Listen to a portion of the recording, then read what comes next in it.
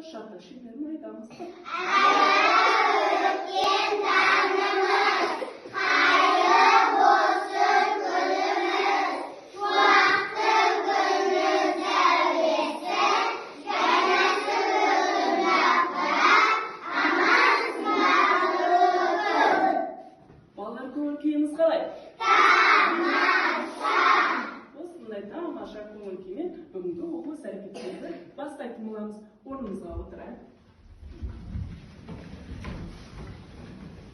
Балалар, біз өткен облыс әрекетіміздегі дыбыстарды есімізге түсірейік. Кәнекей жоғары қараймыз.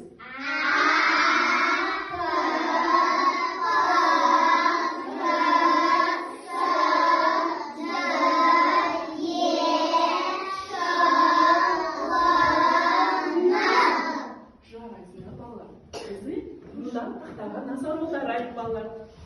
Бұнда түрлі шеңберлер, яғни дыбысты шеңберлер балалар. Осы дыбысты шеңберлерді қол көтеру арқылы өзіңіздің таңдаған түсіңізді таңдап, оның артында балалар дыбыстар бар. Сол дыбыстарға байланысты біз не жаттадық? Тақпақтар жаттадық. Яғни балалар қолыңызды көтеріп дыбыстарды таңдаймыз. Кім қандай дыбыс таңдайды?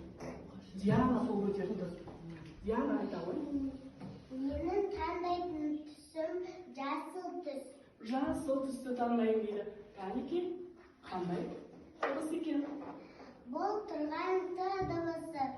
Тоқ, тоқ, топырлап, топтасқан тоқылдақ, тоқтамай тонарда, торпақтап, тоқылдақ. Өте жақсы. Кім таңдайды екен? Димаш қол көтеріп отыр. Димаш, қандай түсті таңдайсың? Көргінішті таңдаймын. Көргін түсті таңдаймын дейді. Кәнекей,